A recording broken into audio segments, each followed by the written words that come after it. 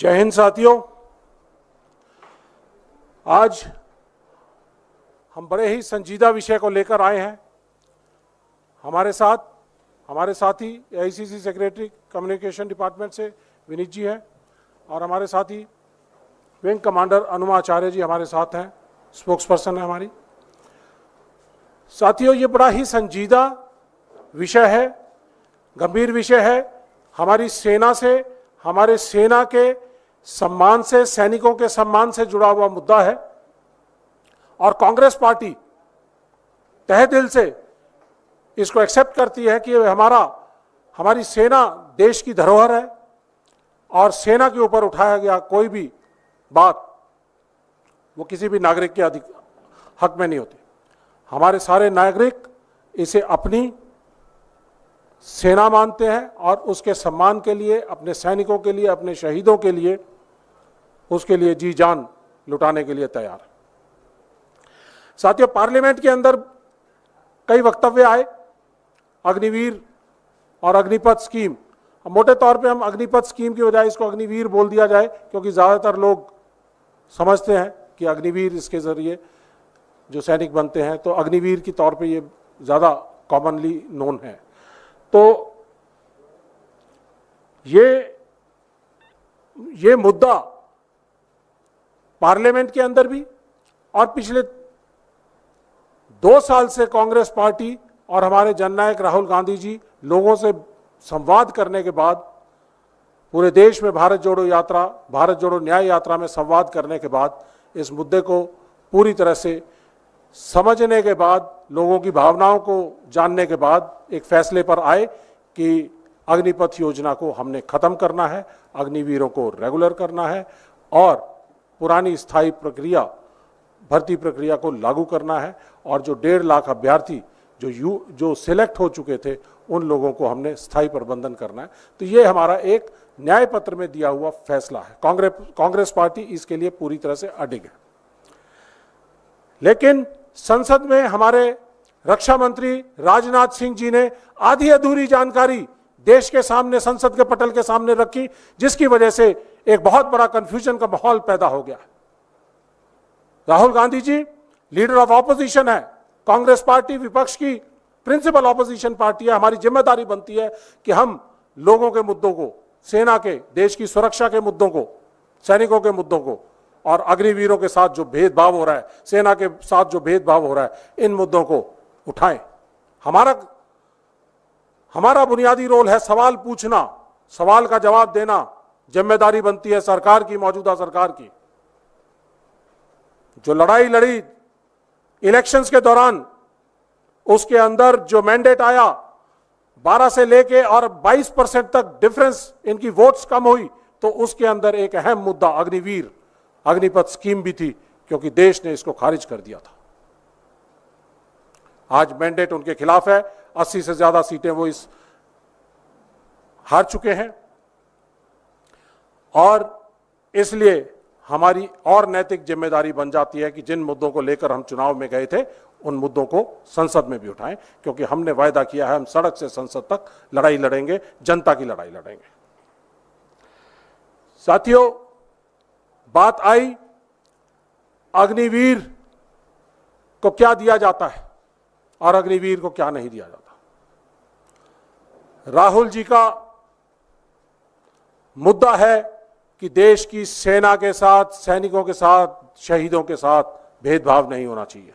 2 तरह के सैनिक नहीं होने चाहिए, 2 तरह के शहीद नहीं होने चाहिए। अग्निवीर शहीद को कुछ सम्मान और रेगुलर सैनिक को कुछ और सम्मान। ये हमारे देश की ना तो परंपरा रही है और ना कांग्रेस पार्टी की नीति रही है और परंपरा रही है। तो इसलिए हम इस सवाल को उठाएंगे और इस सवाल को उठाया और इस सवाल को छोटा ना बनाएं। ये एक अजय सिंह का मामला नहीं है। जो लुधियाना से आता है, रामगढ़ सरदारा का रहने वाला लैंडमाइन का शहीद है, ये उसका मामला नहीं है। उसके साथ साथ 13 जो अग्निवीर शहीद हुए हैं उनका मामला है। उनको क्या सरकार ने दिया, क्या नहीं दिया, उसके बारे में आप बाद में बताएंगे। लेकिन 13 अग्निवीर जो शहीद हुए हैं उनको, ये 1,20,000 अग्निवीर जो सेवारत हैं सेना में, ये उनका मामला है। ये 80,000 ट्रेनिंग सेंटर्स के अंदर जो अग्निवीर की ट्रेनिंग ले रहे हैं, ये उनका मामला है। ये देश की सेना का सुरक्षा का मामला है। तीनों सेनाओं ने कहा था कि ये हमारे लिए चौंका देने वाली बात है। अग्निवीर की जो स्कीम है, जनरल नरवाने ने अपनी बुक के अंदर लिखा है और माना है, ये तीनों के लिए चौंका देने वाली बात थी। बहुत भेदभाव है। हमने नहीं सोचा था कि सेना के अंदर ऐसा भी भेदभाव कभी होगा। साथियों, ये स्कीम शुरू दिन से हम कह रहे हैं, हमारे नेता कह रहे हैं, राहुल जी कह रहे हैं, ये नॉन स्टार्टर है, बिना पायलट प्रोजेक्ट के की गई है, बिना सोचे समझे की गई है। ये प्रधानमंत्री कार्यालय द्वारा थोपी गई हुई योजना है। ये देश की तीनों चीफ्स ने इसको नकार दिया था। ये ऐसी योजना है तो ये हमारे ऊपर लाए क्यों? ये प्रधानमंत्री कार्यालय द्वारा थोपी हुई योजना है। ये देश की सेनाओं द्वारा मांगी हुई योजना नहीं है। साथियों, यहां पर एक और बात जो सामने आती है कि राजनाथ सिंह जी ने कहा कि हम 1 करोड़ रुपया दे रहे हैं। पॉलिसी है, अग्निपथ योजना की टर्म्स एंड कंडीशंस के अंदर कहा गया है, ये पॉलिसी है हमारे पास। इसमें कहा गया है 48 लाख इंश्योरेंस होगी, 44 लाख एक्सग्रेशिया होगा। इन्होंने इस बारे में जिक्र नहीं किया कि इसके अंदर 8 lakh battle casualty welfare fund भी होता है, जो रेगुलर सैनिक और इन दोनों को मिलता है।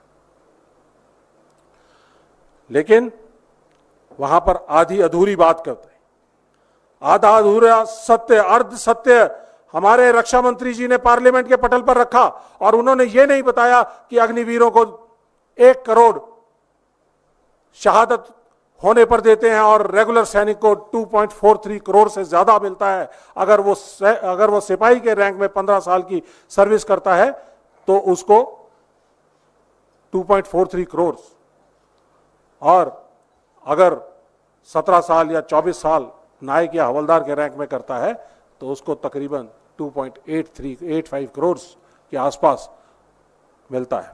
आप लोगों को बताना चाहेंगे कि क्या डिफरेंसेस हैं। वो डिफरेंसेस आपको जानकर हैरानी होगी कि हमारे जो अग्निपथ स्कीम के तहत जो हमारे रेगुलर सैनिक हैं, जो अग्निवीर हैं, उनको 48 लाख इंश्योरेंस, रेगुलर सैनिक को 75 lakh, x gratia amount Agniveer को 44 लाख, रेगुलर सैनिक को 55 लाख, शहीद का दर्जा रेगुलर सैनिक को, अग्निवीर को कोई शहीद का दर्जा नहीं, एक्स सर्विसमैन का कोई दर्जा नहीं। दोनों को 8-8 लाख रुपया बैटल कैजुअलिटी फंड से मिलेंगे, दोनों के लिए वो बराबर है। लेकिन अग्निपथ स्कीम में आए हुए अग्निवीर को शहीद का कोई दर्जा नहीं, और शहीद के दर्जे से जुड़ी हुई तमाम जितनी भी फैसिलिटीज हैं, बेनिफिट्स हैं, सम्मान है, वो नहीं है। इसके साथ साथ जो अग्निवीर सैनिक है, अगर वो डे वन पर शहीद हो जाता है सर्विस में, तो 4 साल तक लगातार उसको फुल सैलरी मिलेगी, जो तकरीबन 13 लाख के आसपास आता है।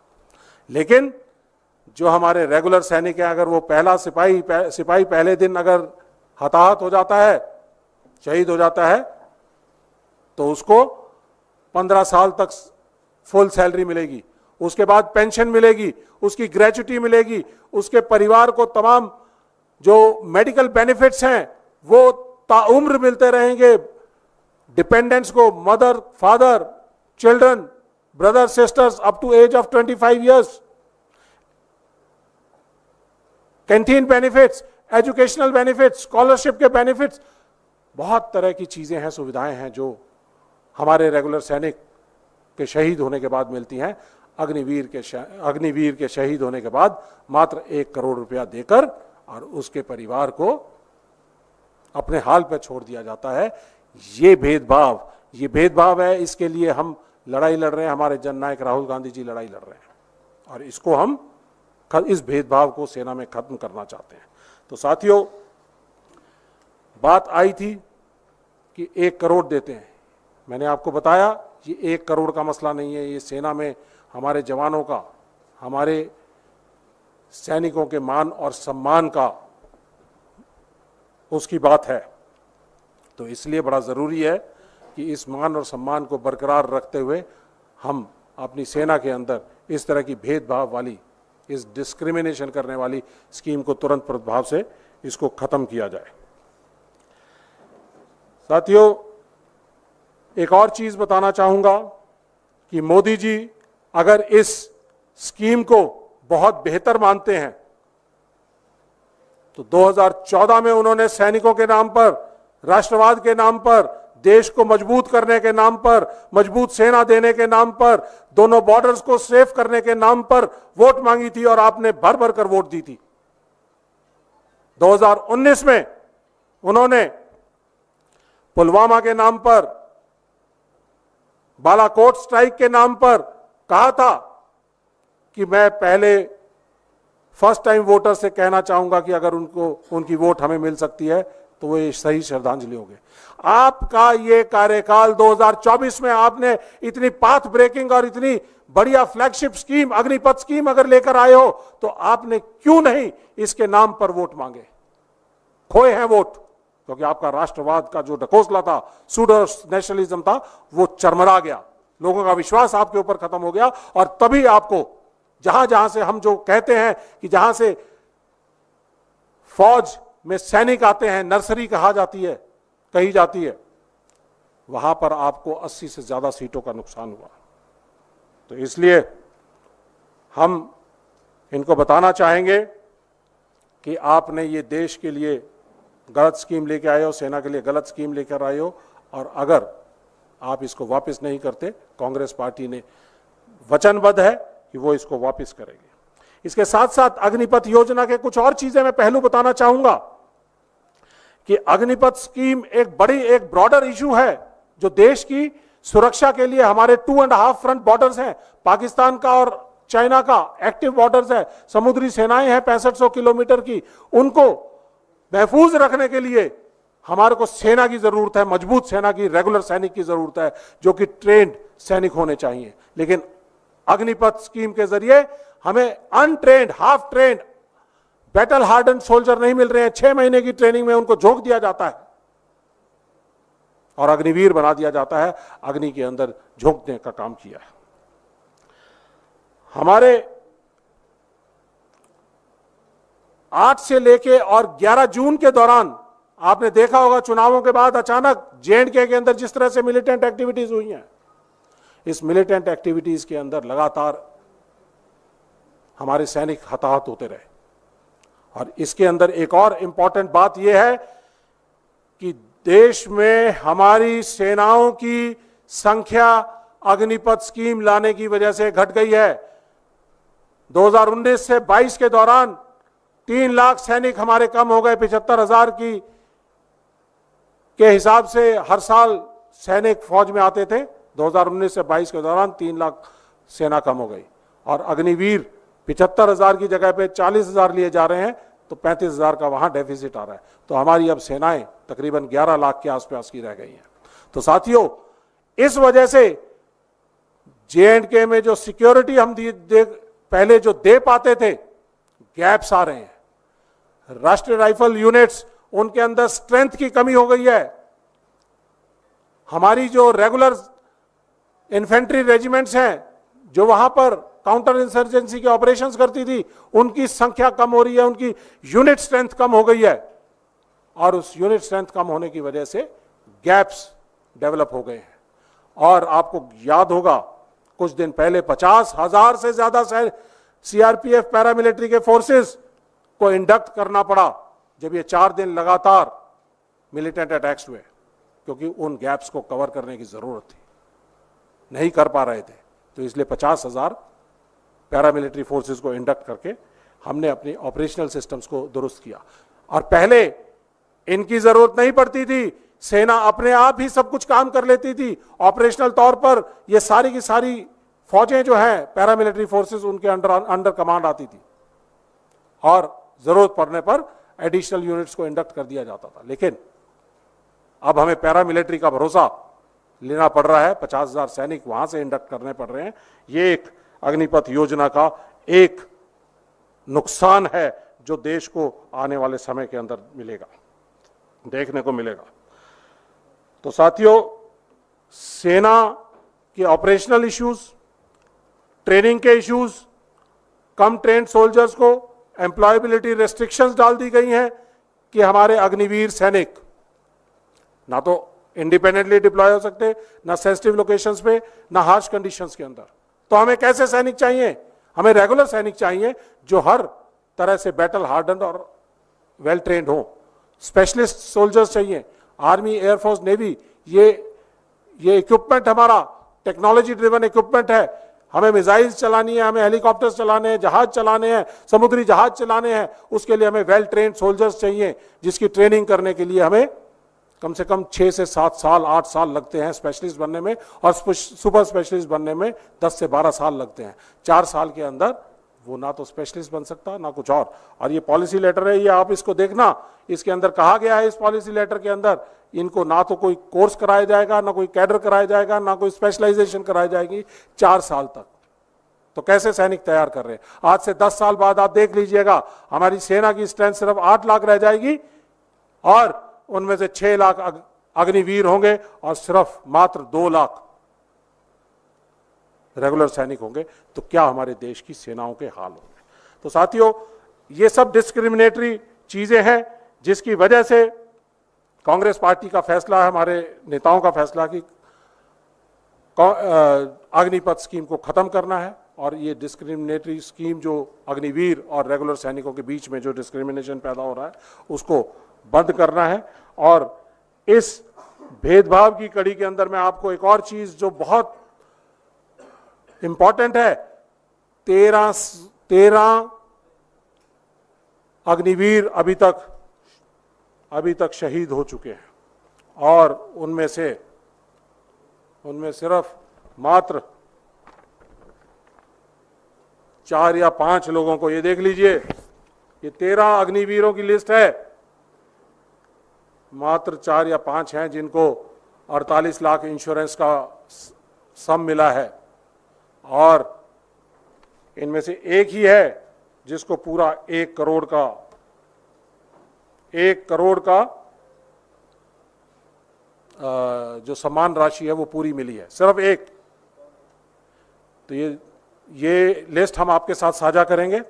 और ये वो है अक्षय गौते लक्ष्मण जो बुल्डाना में महाराष्ट्र का है, दूसरा अग्निवीर था जो शहीद हुआ सियाचिन में। पहला अग्निवीर जब 9 अक्टूबर 2023 को शहीद हुआ था तो आपने देखा होगा कि बुलेट वुंड्स के साथ वो शहीद हुआ और नगरोटा से उसको उसकी यूनिट के कुछ लोग एम्बुलेंस में लेकर आकर मानसा बठिंडा के अंदर उसको छोड़ के गए थे। ना कोई सैनिक सम्मान, ना कोई सम्मानजनक अंत्येष्टि जो शहीद को दी जानी चाहिए वो नहीं दी गई। जब हमने इसके ऊपर काफी, कांग्रेस पार्टी ने पूरा इसके ऊपर आवाज उठाई, हमारे नेताओं ने आवाज उठाई, प्रेस कॉन्फ्रेंसेस की गई, तो उसके बाद 22 अक्टूबर को 12-13 दिन बाद ही दूसरा अग्निवीर जब शहीद हुआ तो उसके ऊपर प्रेशर की वजह से उसको सभी कुछ दिया गया, लेकिन उसको भी 1 करोड़ दिया गया। और यहां एक और भेदभाव जो बीजेपी ने इंड्यूस किया है वो ये है, महाराष्ट्र गवर्नमेंट ने इसको 10 लाख दिए हैं सम्मान राशि, जबकि रेगुलर सैनिक अगर शहीद होता है तो उसको 1 करोड़ दिए जाते हैं, क्योंकि ये अग्निवीर है तो इसको 10 लाख रुपए दिए। तो साथियों, ये भेदभाव जब सेंटर से चलेगा तो ये भेदभाव स्टेट्स के अंदर भी दिखाई देगा। तो इस भेदभाव को बंद करने के लिए हमारे नेता राहुल गांधी जी ने बात उठाई है और बात बड़ी बात थी। अग्निवीरों के बारे में बात कर रहे हैं, देश की सेना के सुरक्षा के बारे में बात कर रहे हैं, इसको छोटा मत बनाइए 1 करोड़ के बीच में तोलने के बाद। और जिस सैनिक के बारे में बात हो रही थी, अजय सिंह, उसके पास से भी हमारे पास इनपुट्स, अभी फाइनल इनपुट्स आज सुबह आई हैं, जो ये कह रहे हैं कल एक ट्वीट आया था, आपको मालूम होगा, लेकिन आज हमने जब जानकारी हासिल पूरी की तो सेना की तरफ से अभी तक आर्मी ग्रुप इंश्योरेंस की तरफ से 48 लाख रुपया उसको दिया गया है। बाकी का जो भी पैसा उसको मिला है वो स्टेट गवर्नमेंट से और बाकी और दूसरे जगहों से मिला है। लेकिन सेंट्रल गवर्नमेंट ने जो राजनाथ सिंह जी ने कहा था कि 1 करोड़ दिया है, वो गलत कहा था, 48 लाख। तो साथियों, पंजाब के अंदर ही 3 लोग ऐसे हैं। पहला शहीद अमृतपाल, जिसको अभी तक कुछ नहीं मिला, अजय सिंह, जिसको सिर्फ 48 लाख मिला, और सुखजिंदर सिंह, जो कि 15 अप्रैल को इसकी डेथ हुई थी उरी सेक्टर के अंदर मिलिटेंट अटैक के अंदर, और उसको भी अभी तक एक भी पैसा ना तो इंश्योरेंस का, ना एक्स ग्रेशिया का, ना बैटल कैजुअलिटी फंड का मिला है। उसके परिवार ने दिखाया है, ये एप्लीकेशन है उनकी, ये हमारे पास आज सुबह आई हैं बरनाला से। तो साथियों, जो कहा जाता है, दिखाया जाता है मोदी सरकार द्वारा, रक्षा मंत्री द्वारा, वो सही नहीं है। तो आपसे हम ये चीजें साझा करेंगे, आपको बताएंगे। और साथियों, हमने अंत में ये जब इतनी सारी चीजें बातें आई हैं, तो हम सवाल करते हैं इस सरकार से कि आपने why there is a discrimination between Agniveers and regulars while in service, service के दौरान भी और उनकी शहादत के दौरान भी।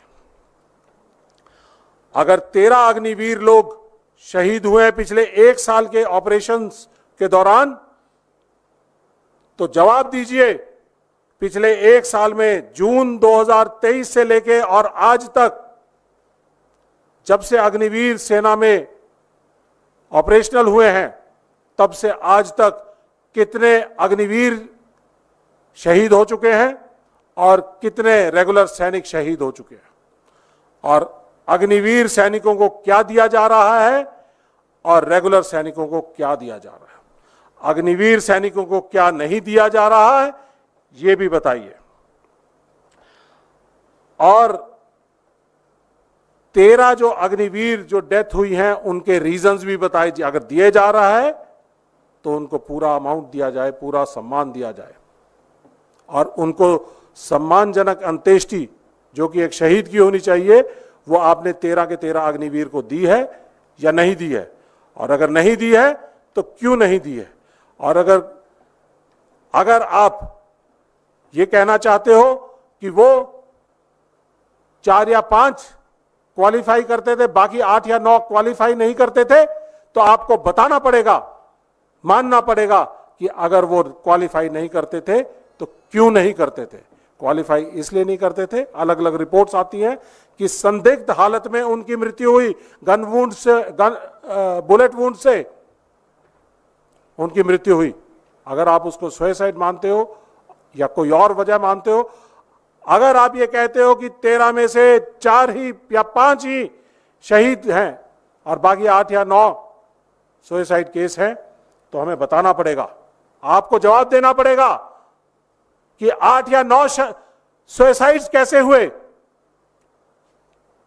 क्या हालात थे, किन हालातों के अंदर उनके सुसाइड्स हुए, क्या उनकी ट्रेनिंग एडिक्वेट थी, क्या उनका मेंटल प्रेशर झेलने की ताकत उनके अंदर थी, मेंटली रॉबस्ट थे, फिजिकली रॉबस्ट थे। सीधे ही ट्रेनिंग के बाद 6 महीने की बेसिक ट्रेनिंग के बाद उनको आपने ऑपरेशनल कंडीशंस के अंदर झोंक दिया। आपको जवाब देना पड़ेगा कि 8 या 9 ये अगर सुसाइड्स हैं तो क्यों हैं। और मेरी 26 साल की नौकरी है, जब 47 साल की उम्र में फौज छोड़कर आया था, मैंने अपनी 26 साल की नौकरी के अंदर एक सुसाइड देखा था सिर्फ। सुसाइड फौज में नहीं होते हैं, ट्रेंड सोल्जर कभी सुसाइड नहीं करता है। अगर ये 8 या 9 सुसाइड हो रहे हैं तो इसका मतलब कि वो मेंटली स्ट्रांग नहीं हो पा रहे हैं। ट्रेनिंग उनको मेंटली स्ट्रांग करती है, रोबस्ट करती है और हर तरह के हालात को झेलने के लिए ताकत देती है। तो इसका मतलब कमजोर सैनिक देश को दिए जा रहे हैं, जो सही नहीं है। और हम इन सब बातों के ऊपर, अग्निवीर योजना के ऊपर, इस भेदभाव के ऊपर, अग्निवीर वर्सेस रेगुलर्स के ऊपर और सुसाइड्स के ऊपर, शहीदों के ऊपर, उनके एमोल्यूमेंट्स के ऊपर, उनके सम्मान के ऊपर, इस सारे के ऊपर सरकार से डिमांड करते हैं कि आप व्हाइट पेपर लेके आइए, सारे देश को बताइए, गुमराह मत करिए पार्लियामेंट के अंदर आधा अधूरा अर्ध सत्य बताकर। व्हाइट पेपर लेकर आइए, देश को बताइए ये सेना मेरी भी है, इनकी भी है, आपकी भी सेना है, हम अपनी सेना के साथ भावनाओं से जुड़े हुए हैं। तो इसलिए बताइए, देश के हर नागरिक का अधिकार है जानना कि हमारी सेना के साथ क्या हो रहा है, हमारे देश की सुरक्षा के साथ क्या हो रहा है। तो व्हाइट पेपर लेकर आइए, एक एक चीज की बारीकी से उसकी डिटेलमेंट दी जाए सभी लोगों को। ये हम आप लोगों से के सामने, आप लोगों के जरिए हम डिमांड करते हैं सरकार से।